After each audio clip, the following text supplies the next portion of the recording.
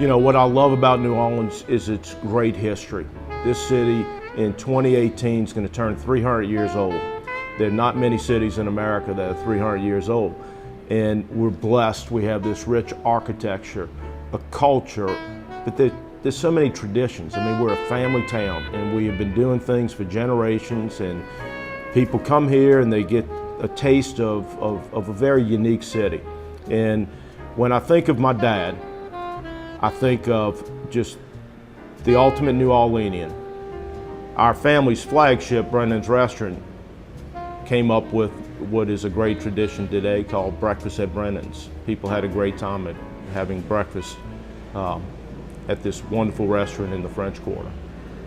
Well, Dad went from working at Brennan's, breakfast at Brennan's, to working at Commander's Palace, which was a beautiful mansion in the Garden District. And Dad wanted to do something because if 20 people came by on a Sunday after church, that was the crowd. But Dad wasn't going to do breakfast because that belonged to Brennan's. And what he came up with was the two nicest things in this city.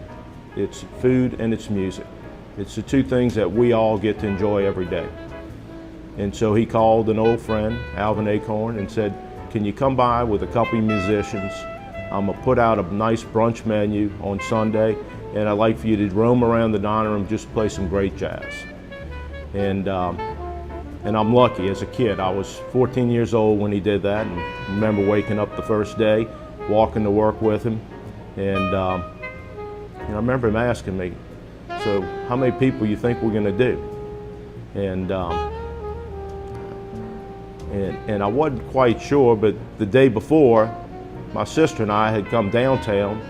We had printed some pamphlets, and we came around the French Quarter, walked around and passed out these pamphlets that said, take the streetcar to the historic Garden District, Commander's Palace, Jazz Brunch. And I remember telling him, well, Dad, anybody that stopped and we would show them this pamphlet, they just thought it sounded wonderful. And so I finally said, I don't know, 100 people? And he's like, that'd be nice, that would be nice. Well, we opened up, and my sister and I must have done a good job passing out the pamphlets, because after 100 people, we closed the doors because we couldn't handle that particular amount of people that day. And the next Sunday, not only did I show up to work, but every kid in the neighborhood, all my friends, we all showed up to help the wait staff. And from that day forward, it's become one of the nicest traditions in this city. It's a great piece of history for New Orleanians to be able to go and celebrate Jazz Brunch. And it makes me feel good when I see all over this city restaurants, hotels featuring their Jazz Brunch. To be able to know that it was your dad that came up with that idea.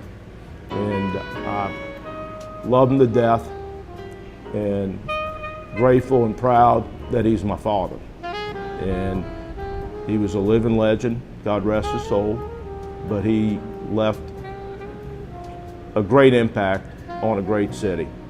And very blessed that he was my dad.